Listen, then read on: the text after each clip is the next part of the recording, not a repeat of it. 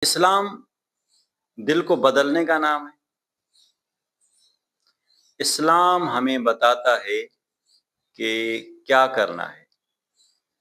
تصوف ہمیں سکھاتا ہے کہ کیسے بننا ہے۔ اسلام شریعت ہے اور تصوف شریعت کی روح ہے۔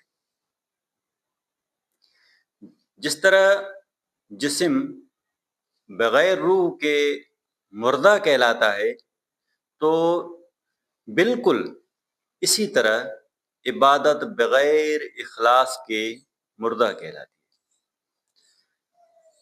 جس طرح قرآن مجید ہمیں کہتا ہے کہ فلاح پا گیا وہ جس نے اپنے نفس کو پاک کر لیا۔ قرآن ہمیں سکھاتا ہے کہ فلاح اسی کو نصیب ہوتی ہے جس نے اپنے نفس کا تزکیہ کر لیا۔